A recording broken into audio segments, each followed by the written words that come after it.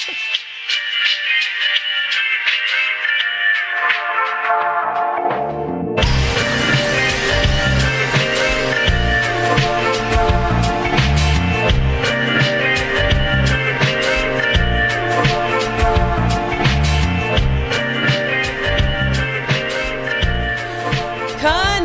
motherfuckers. Welcome to our little show called Instant Noodles. Ooh. Where we will talk mostly and probably all about the anime. Yeah, we've been sitting on this for quite a few months now. And, after a couple pilots and a couple, test runs, I think we're ready to get these noodles boiling. Ooh, good little intro. I like that. With me, I have Adam. Ooh, plebeian Adam. Sometimes known as the deadliest DM, sometimes the friendliest DM. Nice. And I am, as always, the feminist warlord, Nintendo geek, gothic mommy. I'm actually looking the part today. You are. Yep. We are normally through our other podcast called Raised by Spoilers, where we unpack cult movies. And ever since we did Vampire Hunter D, we've been kind of itching to get more into the animated side of things. Kind of shake it up a little bit. I think Rich basically got sick and tired of us spending most of our time trying to do Raised by Spoilers, you and I just talking about anime that we've been watching. He's like, you need to shut up and just go record it. Actually, no, I think this started back in the Dragon Ball episode. Because we went off on the Dragon Ball episode on tangents. Yes. And then he's like, and that was months ago at this point. Yes, it was. So we finally, we kind of got a good show here, hopefully tonight. So let's see. So what are your go-to animes? Like what are you normally into as far as genre, and an example of a couple episodes or shows that you have seen? Yeah, to kind of give an idea is usually what I'll probably be bringing to this kind of series is I'm obviously classic icon action guy, the classic shonen. Not that I really read all that much manga. I spent most of my time, I grew up like everyone else doing Toonami with DBZ, but I have since, I don't consider DBZ an actually good show. Hilariously enough, I just don't. But it's nostalgic to me. So it's my go back comfort food. It's definitely comfort food, but I don't consider it all that good. I actually prefer Team 4 Stars rendition. Team 4 Stars. So this is Dragon Ball Z Abridged. Oh, okay. Is it like more condensed episodes or? It's almost completely rewritten. Oh, okay. And it's comedy based. So it's all a pure comedy. Well, that's nice. Because I know some of Dragon Ball was one of my earliest animes. I think a lot of people growing up in the 90s. Oh, yeah. Either Sailor Moon, Dragon Ball, Hello Kitty. Gundam Wing was a big one. Yeah. All from Toonami. And a lot of it was kind of serious. And it was like, wait, what? And it's like fights lasting 5 weeks, basically. And it's like, it's good that they're going back. That's called them trying to wait for for them to catch up to the manga. Yeah, probably, yeah. Or to dub it into English. That's true. One of the two, yeah. But no, to bring up kind of my favorite, DBZ is a comfort food, but I don't consider it actually all that good. I'm a huge fan of Cowboy Bebop. Yeah. That got me into the adult version of anime. Like, wow, this can actually have adult themes and interesting discussions. Yeah. Mobile Suit Iron-Blooded Orphans is my action one. Okay. But they do a good job of talking about it's a newer age teenager. It's kind of like Gundam Wing. It's got that teenage angst, but it's more logic driven. So I don't find it as empty. So I generally, you'll notice there's a theme here is action. And generally I like very good animation. Yeah. Animation's big. I've started to watch some and it's like, if the animation isn't good or if it's not kind of the style I like, I kind of abandon it, Yeah. It's hard. Unless the plot is really good, I'm like, I can't. Yeah, you either have to have a really amazing plot or good art. If you can get both of those mirrored together, that's what I consider a good show. Oh, yeah. And then you spend weeks trying to chase that dragon and find something similar that doesn't exist. And you're like, oh, my God. Yes, exactly. So, yeah, the other one, final one I want to bring up, that is like my normal standard one, is one known as Fate Stay Night. Oh, I've heard of that. Yeah, specifically the Unlimited Blade Works. I'm sure I'll bring it up at some point. Yeah. It's justifiably also known as Fate Stay Night Unlimited Budget Works. Okay. Because the animations were top notch. Oh, they put a lot into it. Yeah, everyone thought they had unlimited budget. That was the joke. But I don't know how true it is. But those are the kinds of things you can kind of expect from me. I do have some weird curveballs, like Violet Evergarden. Yeah. That's a big one that was a curveball even for me. So I expect some of those. Mostly you can expect sort of the shonen stuff. Gotcha. Okay. Yeah. I think I'm the complete opposite. Although I do enjoy some shonen. Like, I watched all of Fairy Tail. Both movies. I think I've watched Fairy Tail 2 or 3 times through. Really? Or I've watched it through once, and then I'll go back to different arcs. Yeah, okay. And I'll rewatch, like, the seasons, but the seasons have, like, 40 episodes. Yeah. And I've rewatched the movies a few times. I got really into Fairy Tail for, like, movies? a while. Yeah, there's 2 movies. Okay. I didn't know that. Oh, my God. Yeah, you have to watch those. Well, it sounds like it's something you've got to bring up on one of the episodes in the future. Yeah. So that's kind of shonen that I like. Like, I'm not really into, I know I'm going to get a lot of hate. I'm not really into My Hero Academia, not really into One Piece or Naruto. I couldn't get into it. I think I can try now. I haven't tried watching it in years. Yeah. I admit to you with Naruto, I'm not into that either. You've got the right of it. But Yeah. My Hero Academia, really, eh? I don't know. I tried watching the first episode and it was a lot of yelling. And I'm like, I don't know. But I was watching the English. And then I think I tried watching the Japanese and it was the same thing. And I'm like, they're just yelling. All right, fair enough. But I like a lot of soju and a lot of the josei. So a lot of like the kind of like young adult / more adult, mature, kind of meant for like the female audience, I guess. Like more romance. That makes sense. BL. You know, just like high school or college kids going about their day. And it's like their little romances and little like nuances happening. That makes sense because those names of that genre are specifically targeted towards you. I know, I feel attacked. When I was looking up these, I'm like, oh God, I don't want to. But I fit so hard in this category. Yeah. I don't know, because I've watched so much, more so a few years ago when I first got my Funimation subscription back in 2016. I was just kind of watching everything. Like I said, I went through all of Fairy Tail. That took up a lot of time. But then after that, I'm like, okay, maybe I do like more of the romance stuff. Maybe I do like more of the love stories. You accepted it more. Yeah. But also, like I love Fruits Baskets. That's the one I always go back to. It's like my comfort anime. I was just going to ask that, which one's your comfort? So that's your like homely when you're feeling sick at home. I throw on some Fruits Baskets because they finally finished it. Yeah. So it's a full series now. But not full. They're still doing the mangas, but they got to a point where they're not going to do any more. Not any more anime. Yeah, the 4 seasons, I think. Yeah, I love Ouran High School. Wish that would come out with a second season. Never will. How long ago was that again? Oh, Ouran High School came out I want to say 2010 era. So it's, I think once again, I think the manga still continued, but it's long enough that it's pretty confident they're not getting them. No, but yeah, things like that. I like more of nowadays, like more of the romancy style. You know, it takes a lot for me to find like a thriller one that I like. Like Psycho-Pass was very good. Ooh, that sounds interesting. What other ones? Yeah, like more like quiet. What did you think of One Note? Or not One Note. One Note. One Note. I love it. We use it all the time. I swear by it. The show is built. The show is built on the back of OneNote. We're not sponsored by Microsoft. You mean Please Death give us Note. your money back. I do mean Death So Note. Death Note, I watched. Granted, this was back in mid 2000s when it was very difficult to get into any anime that wasn't just like, you know, your friend had a DVD. Yeah. There was no streaming services, so I read Death Note first. Oh, My friend had the manga, and we all got like obsessed with Death Note. And then when I got Funimation, I was able to watch it. It's What you good. think? Yeah, I'm trying to gauge what we're into. I don't want to spoil anything, but I like the first half of the series better than the later half. Okay, all right. You So know, when things happen and it changes, like it is a good story. Okay. Yeah. I'm trying to get a sense of what we're kind of up against here. Oh yeah, Black Butler is also very good too. Once Yes. again, the second season was kind of odd, and they didn't really have anything to do with the main story, so they revamped it into the third season, which was actually the true season 2.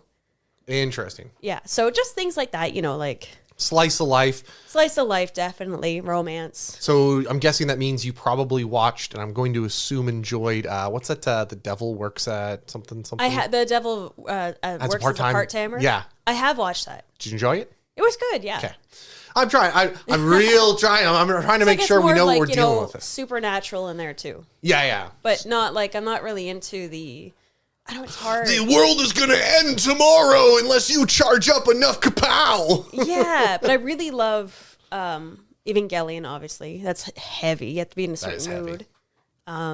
As in depressed. You have to be depressed. Yeah, and it just makes you more depressed. It does. I'm feeling depressed. I'm going to go watch something and try not to commit suicide. Yeah. Not really into the whole genre just because there's so many of them of getting transported into a video game world. Oh, yeah. Like, the first one I seen was back in, when YTV would do, like, anime on Friday. Yeah. Was Dot Hack Sign. Okay, we're going to do a high five for that one. Boom. High five. So Dot Hack Sign was my first, like, intro into that. And then Sword Art Online, obviously. But there's just so many of them out there now. It's kind of exhausting trying to find, like... I completely agree with you. Dot Hack was my game back then. And then you're right. I kind of started with Sword Art and stepped away from it and haven't touched that genre I in a long haven't time. finished the last season just yet. I'm kind of slugging through it because it just got so off the wall. Yeah, and this is probably the next thing I got to ask about is just so we also know kind of what we're going to be bringing is fan service type stuff. So I felt it got a little too fan servicey, especially once they hit the guns and the fairies, and I went, okay, Was this is it way when too their much. little sprite daughter was calling Kirito daddy and Asuna mommy? Way before that. Oh, okay. That was bad. they That were was Sprite really baby. bad. Yeah, that was really bad. But no, it was even before that I had to abandon ship. Yeah. Though, well, also in that one, it's interesting too because I think Kirito's sister is kind of in love with Kirito a little bit. There's like those nuances where she gets jealous of Asuna, and it's like, is that It's a little creepy. Yeah, a little odd. But So what's your take on fan service then? How much can you handle? How much do you accept? See, fan service I enjoy, like in Fairy Tail to go back. Like, eventually in the later seasons, they start pairing up into couples, like more obvious than, when they first started out. Because he didn't want it to be a romantic story, but he kind of listened to the fans and it kind of turned into that. Yeah. Where the four main people kind of grouped into each other. And the last I'm reading the manga online, but I haven't read it in a while, but the one couple is pregnant. So it's like that sort of fan service, like where you've kind of earned it over time. Okay, yeah. Makes sense. Fair enough. But just, to have like nudity just for nudity's sake, it's like... Just to try and get the views. Yeah, it's a little cheap unless it's done like well. Okay. So, yeah. All right, then. Do you want to start our first reviews to get real? Now that people kind of know what we're going to bring. Yeah. Want to bring something? Sure. So, the way this is going to work is we each kind of watch and bring to the table an anime or anime movie or what have you about what we've recently watched, and we're going to kind of like convince the other basically why they should watch it, or you guys at home. Or maybe not. Or maybe not. But like just stuff that we've watched that we really enjoyed that we want to share. Yeah.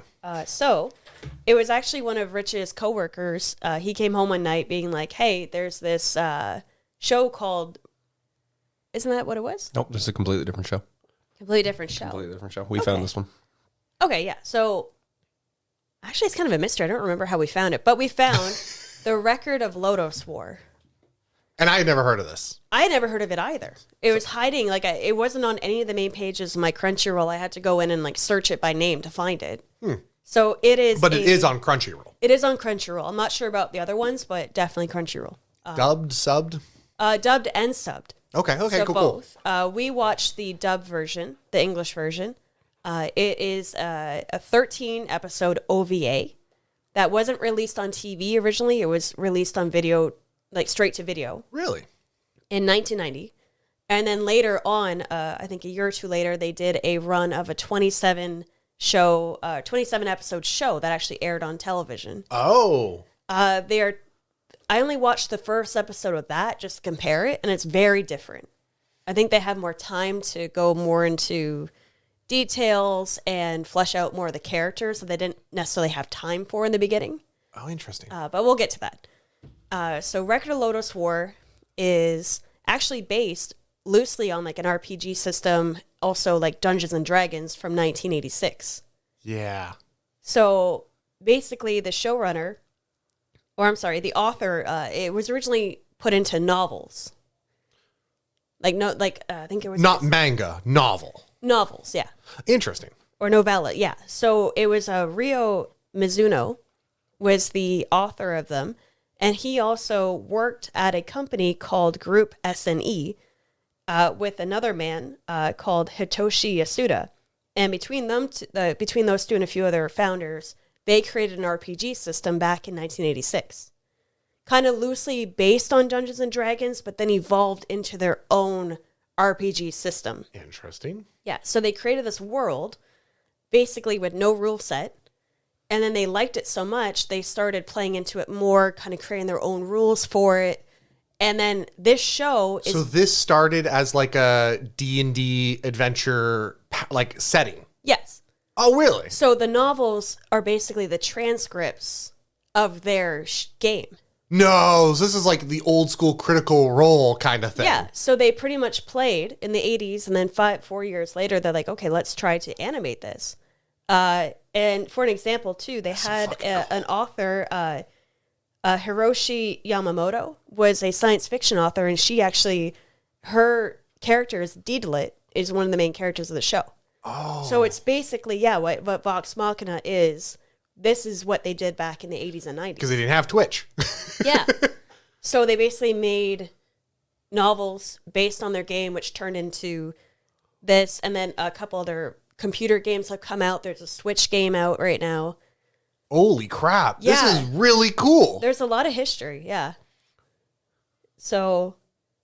Sorry, you're coming in hot on one that like there's a lot of them I expect you to not successfully sell me, but you're coming in hot on this one. Yeah, if nobody knows here, or if you're new to the channel, we are avid D&D players. So this is pretty much like, and we just watched an episode of the D&D for Yes. our other podcast, and this is to the T D&D. It's so funny. Basically, you have your 6 main characters of your classic party and adventure. Okay. You have Parn, like P-A-R-N, Parn. He is kind of the fighter of the group, kind of turns into the main leader, Okay. trying to learn more about his father who disappeared a few years back. He wears his father's armor.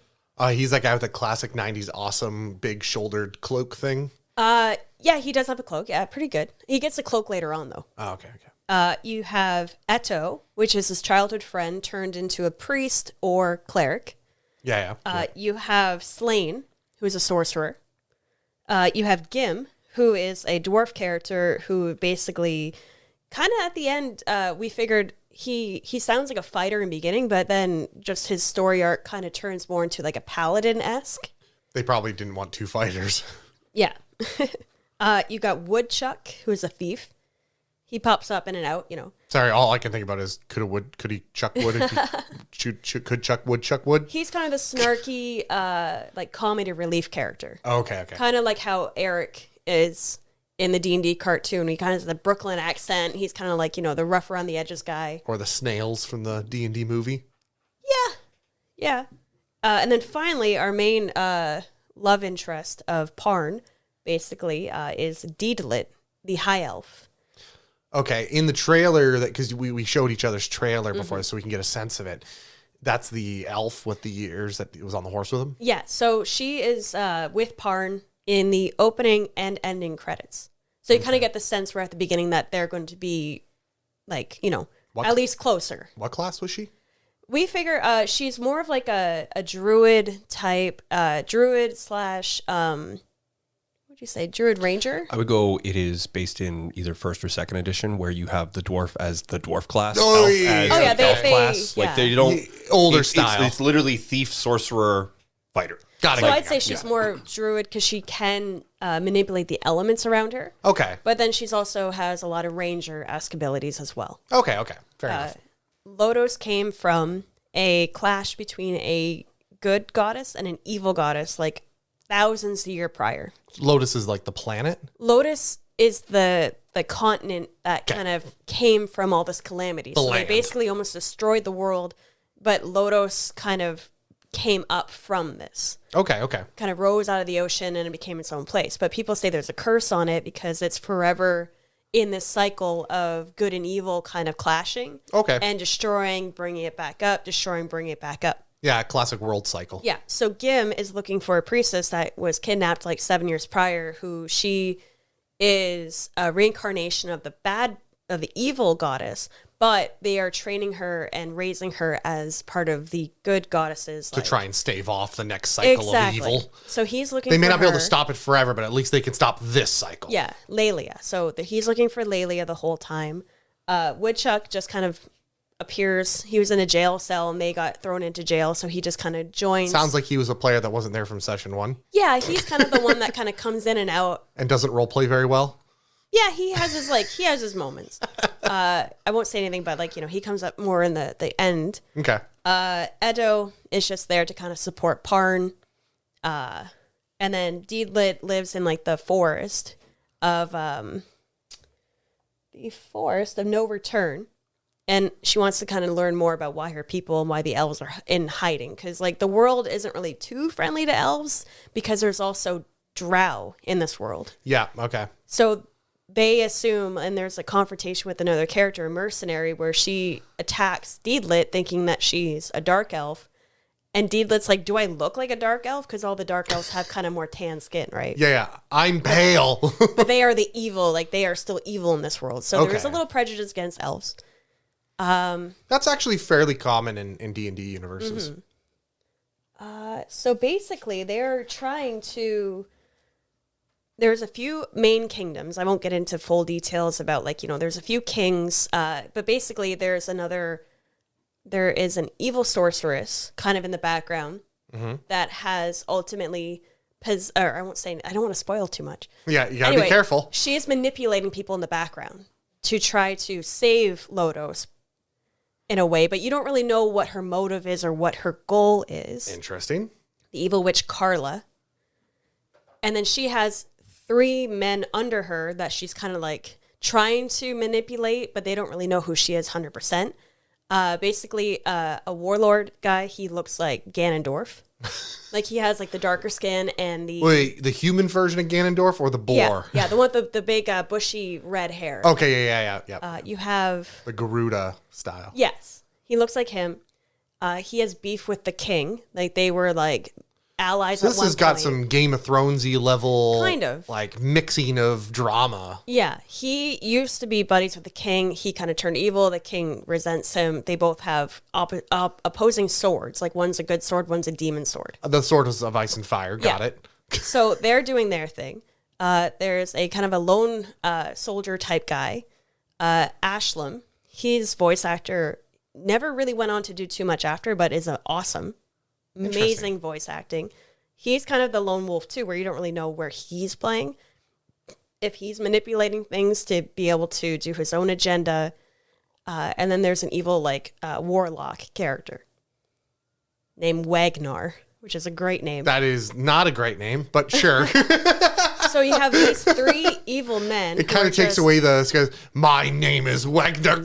He also has bangs like this, so you don't really take 90s. him seriously. Oh yeah, Yeah. it's all 90s. It's all great.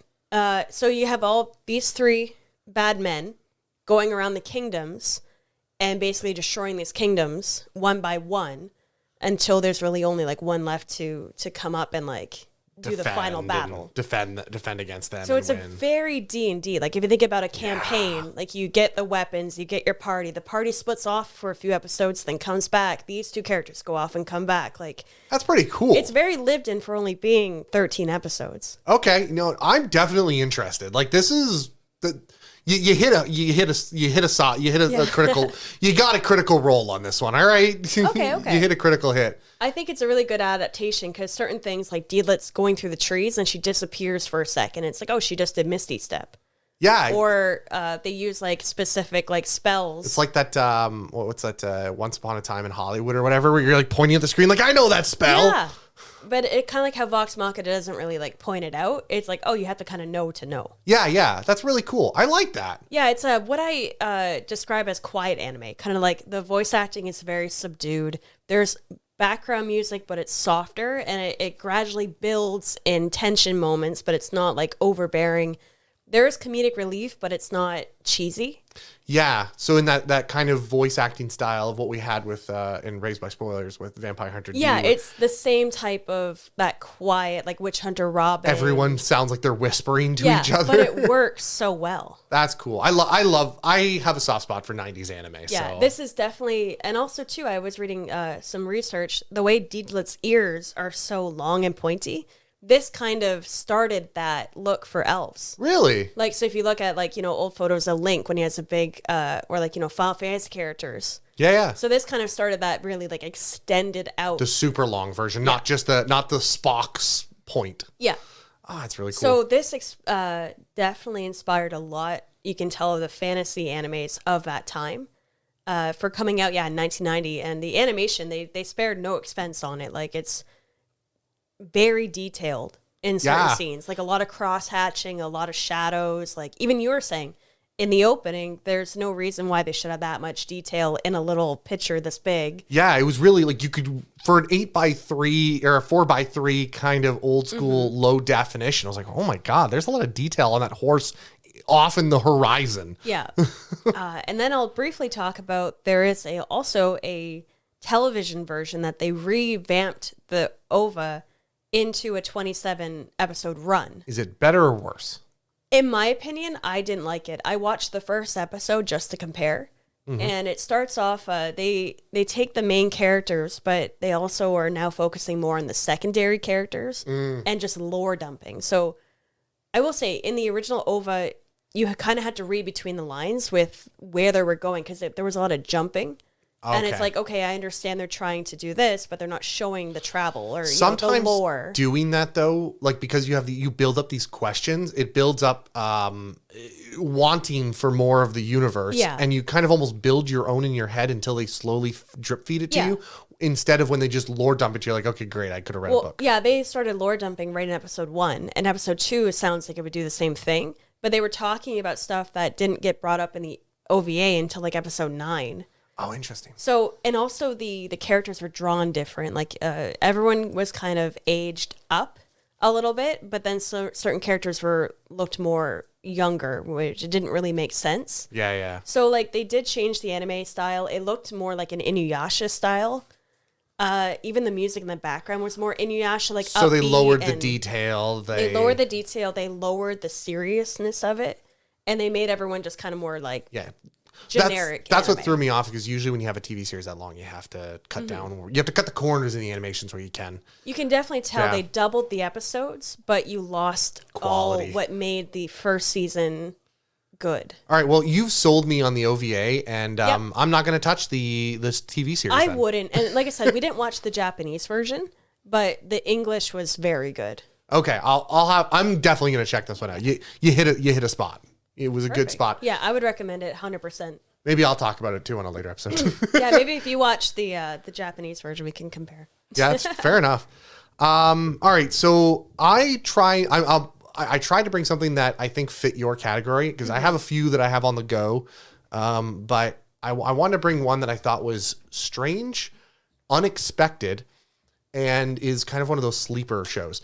So obviously we know Gundam, the Gundam series, is definitely a shonen guy's guy kind of thing, where it's basically about a bunch of emo dudes going, I'm going to flick my hair and blow up stuff. And then I'm going to be involved in like geopolitical problems, but I'm also going to cry myself because like, oh, I'm emo.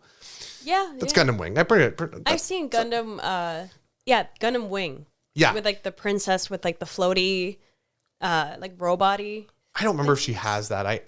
This was back in like 2007. That would have been Gundam Wing, because that was big back then. But when like the main character was so emo that he killed himself 3 times, or tried to. Oh wow. Yeah.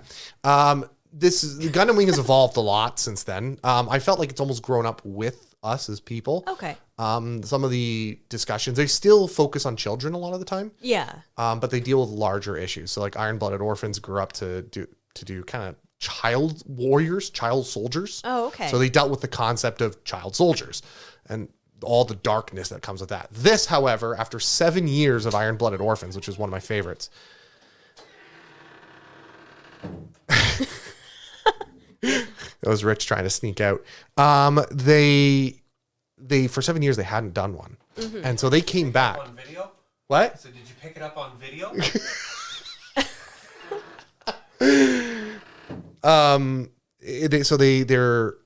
The Gundam Wing or the Gundam series has been slowly like dying off. Okay. It's been, a lot less and less people are watching it, right? Because what happens is you get one person who likes one series and they don't want to see anything else. Yeah. And each of the Gundam series are drastically different stylistically than the last. They all have fundamental concepts. You're going to meet a Gundam, and a Gundam is more powerful than other mechs. Yeah. And it's going to be about children.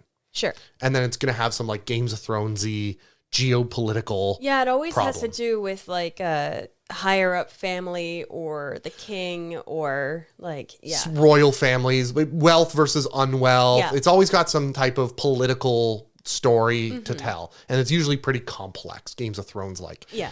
So those are your main fundamental things that are across all Gundams.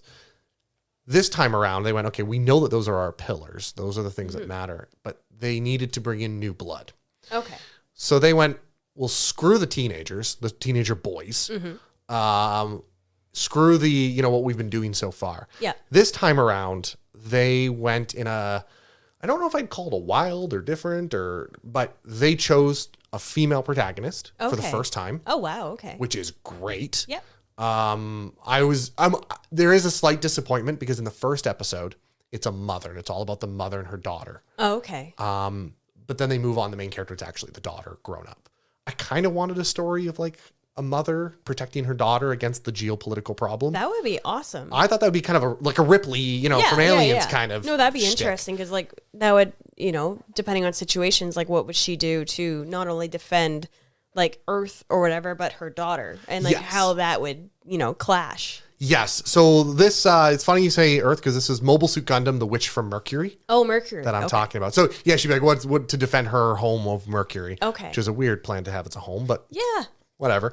It's more of like satellites around Mercury. Sure. Okay. But so the whole shtick here, this is I could best describe it as a Gundam Magic Girl school anime. And you're like, Okay, how that's the- a lot of different genres blended in. Yes. So it's got the Gundam because it's definitely all about Gundams and Gundam fighting, and you definitely built these Gundams to make for gunpla and artwork Yeah. and stuff like that. And they have great fights. I said animation's hugely important to me. It's gorgeous. Gorgeous animation, gorgeous art style. Thick lines, has that like cute quality. Yeah, it's that kind of new age anime that kind of has come out in the last like year and a half. Yes. More saturated colors, more Yes. colorful in general. Yes, Yeah. exactly. Yeah. But with like sharp lines, which when you're doing an action scene, make things very clear what's going on, but still Okay. look very dramatic. Okay. So it does a really good job.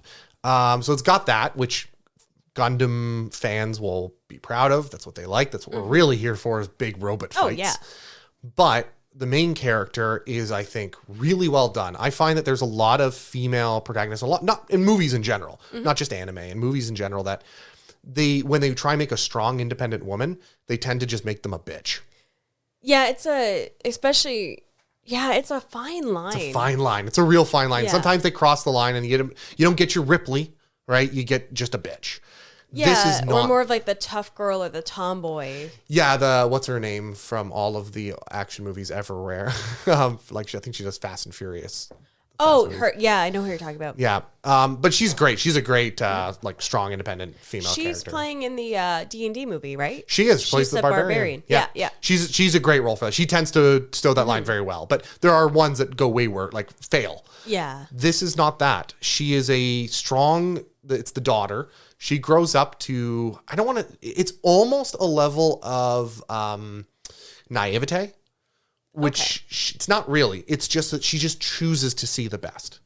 Oh, okay. So she's optimistic. She's optimistic, not naive. It comes off as naive, and everyone treats her like she's being naive. Yeah. But she's like, no, I'm not naive. I know that this is stupid, but it's better than the alternative. Well, like you said, she's with Gundam. You said before where a lot of the protagonists will be really moody and sad, and like so they probably just wanted to. They're reimagine the personality too. Yes, absolutely. She's more positive than many of the other Gundam pilots. And it's the people around her.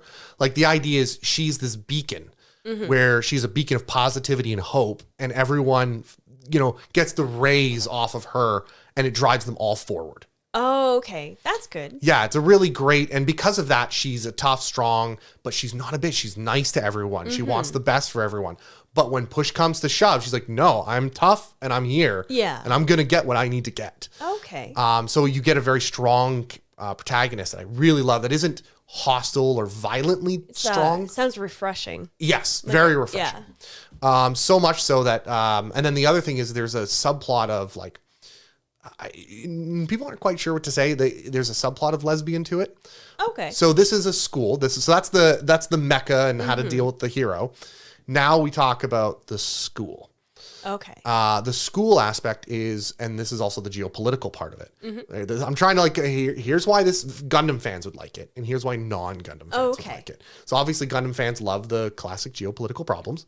What they do is it's all of these students, because they're younger, who are in a special academy. That's rich students with rich special parents who are all in like a secret war against each other, a corporate war against each other. Sure. And these children are like pawns, like, oh, we're going to marry these two and we're going to marry those Oh, I know two. the type. Yeah, I've seen a few animes like that. Yeah, exactly. And so what ends up happening is it's a political intrigue because you have all these parents manipulating their children to win their wars for them. And the children are like, they're slowly coming to and realizing what's happening. And they're like, no, we're going to fight our own battles. Like, we're not going to fight your fight. We're going to fight our fight. Yeah.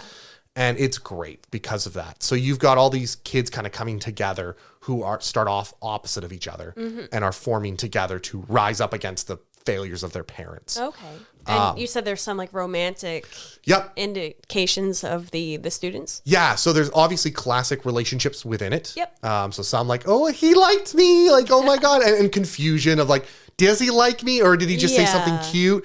Oh, he's a clone, so he didn't know who he was, but later came back and showed affection. So it emotionally confused the person. Sure. Because they don't know they're clones and two different people. I'm not going to spoil what that means. Okay. But there's obviously that drama, that school drama of, oh my God, he said he likes me. So you have that. But you've also got big robot duels, which makes sense and add up to the world. And those robot duels play a part. So the way this school works is it's really weird. They're all built, everyone there is designed, everyone there is educated to work on or involve themselves in Gundams in some way, or mecha in some way. So some are there to be engineers. Okay. Some are there to be more like business managers. Sure. And some are there to be the pilots. Okay, so they're taking these kids, seeing like probably testing their skills and just be like, this is what your life is now. It's a combination of job. Yeah, it's a combination. As remember, these are people that are expected to rise up and eventually take their parents' place at their companies. Oh, okay. So yeah. So it's a kind of combination. Some of you are meant to be pilots, some of you are meant to be engineers, some of you are meant to be business students. Okay. It's very Brave New World. Yeah, where yeah. It's like you have this is your set goal and it's predetermined for you. Yeah, I don't know if it's necessarily predetermined, but it kind of is because obviously you have the things that you enjoy, and then obviously your parents' power play a role in how powerful your family is. So there's that hierarchy in the school. Oh yeah, because I'm sure pilot is the most prestigious one, right? Oh wow, you sounds like you've seen this kind of thing before. I've seen a couple. Yeah, seen this style before. But no, they have like these duels where the idea where they get their action scenes from is, let's say you slighted me or something. Okay. As a student to student, I can do ask for a duel, and you can accept or deny to a small degree. There are some rules that break it, but the idea is we each put up something for the duel. Oh, okay. And that's how the school functions. Is, let's say I want to be on the basketball team over you. Let's duel. If I win, I get to be on the basketball team. If you win, you get something from me. Do they duel in the suits, or is it kind of them in the suits, in the mobile suits? Oh, okay. Wow. Yeah. And then the reason it's kind of, so that's your school, your hierarchy that's got things, the classic school hierarchy, the jocks, the bullies, the nerds. And then you've got this main character, oh my God. I'm thinking Stella, but that's not what it is. Suletra. Why am I struggling with her name? Yeah, Suletta. Oh, okay. She is that beacon of hope where you have all these hierarchies, the nerds, the super rich families, the not as rich families, the earthlings, the spacers, all these different divisions among the school. Okay. She comes in and doesn't give a shit about any of that. She, like I said, she's just this positive character who wants to come in. And what happens is people who flunk out, things bad happens, they get sucked into her vortex of positivity. Oh, that's okay. And everyone lifts up, and it's changing the face of the company, of the school. Oh, so it's changed, but I'm sure that's going to not agree with everybody because they want it to still be a certain way. The ones who are high up want to stay high up. Oh, so she's like enemy to them. Yeah, so she's making enemies along the way through her positivity, but she's also making allies along the way. Okay. Yeah, so it's this like inner school drama with cutesy, lovey, like, oh my God, is he attracting me? Mixed with the parents are manipulating them for geopolitical reasons. Such a opposite, because normally, like you said, like the magical girls are like cutesy, and then like you have this hardcore like fighting, like we could all die. Like it's such a weird. It doesn't sound like it should work on paper. That's exactly it. When I first heard about this, I was like, "There's no way this will work," but it's Gundam, so I'm going to check it out. And I was just so impressed the whole time through. Okay. There are a few times where you realize the laws of the school are like, this would not work out, because there are situations like they haven't done it yet, but I could totally see situations where like I want to go out on a date with you, and it has been done in the show. Yeah. And if someone loses a duel, they have to go on a date with them. It's like that's not okay. Yeah. It's like I don't know. I've seen that in a few other ones where it's like the manipulation aspect. Yes. Is like hard to overlook. Yes, and in fact, that's how this all starts. Is the king boss, the Jeff Bezos of this universe, the guy who has the most amount of money. Yeah. His daughter, he also owns the school.